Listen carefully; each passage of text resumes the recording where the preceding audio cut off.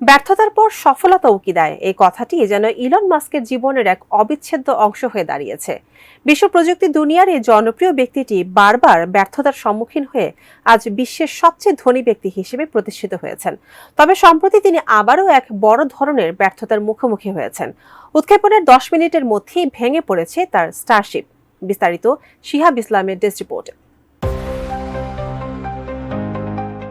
বিশ্বখ্যাত উদ্যোক্তা ইলন মাস্কের স্পেসএক্স আবারও একটি বড় ধাক্কা খেয়েছে। গতকাল স্থানীয় সময় বৃহস্পতিবার এক ভয়াবহ দুর্ঘটনায় ভেঙে পড়ে স্পেসএক্সের অত্যাধুনিক রকেট স্টারশিপ। উৎক্ষেপণের মাত্র 10 মিনিটের মধ্যে পৃথিবীর সঙ্গে যোগাযোগ বিচ্ছিন্ন হয়ে যায় রকেটটির এবং পরে তা আগুনে পুড়ে যায়। জার্মানির সংবাদ মাধ্যম ডয়েচ ভেলের প্রতিবেদনে বলা হয়েছে, স্টারশিপের ভেঙে পড়ার পর আকাশে ছড়িয়ে পড়ে অগ্নিদগ্ধ ধ্বংসাবশেষ। এর ফলস্বরূপ ফ্লোরিডা ও তার আশেপাশের এলাকার বিমান চলাচল বেশ কিছুক্ষণ বন্ধ রাখা হয়। এটা ছিল যুক্তরাষ্ট্রের প্রেসিডেন্ট ডোনাল্ড ট্রাম্পের ঘনিষ্ঠ ধনকুবের স্পেসএক্সের 2025 সালে বিস্ফোরিত হওয়া দ্বিতীয় স্টারশিপ। গত জানুয়ারিতে ঠিক একইভাবে আরেকটি স্টারশিপ উৎক্ষেপণের পর ভেঙে পড়ে, যার ধ্বংসাবশেষ ক্যারিবিয়ান দ্বীপপুঞ্জের উপর পড়েছিল। এর ফলে টার্কস ও কাইকোস দ্বীপের একটি গাড়ি সামান্য ক্ষতিগ্রস্ত হয়েছিল।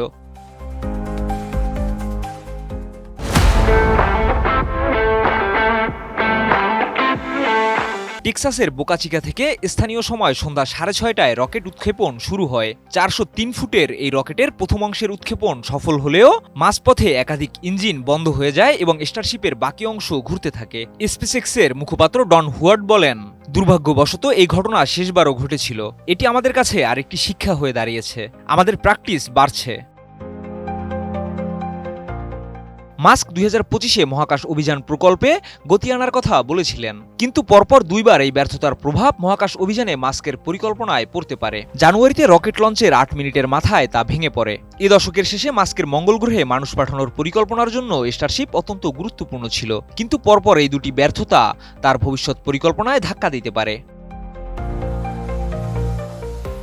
ফেডারেল এভিয়েশন অ্যাডমিনিস্ট্রেশন স্পেসএক্সকে এই ঘটনার তদন্ত করার নির্দেশ দিয়েছে, যাতে ভবিষ্যতে এ ধরনের ঘটনা এড়ানো যায়।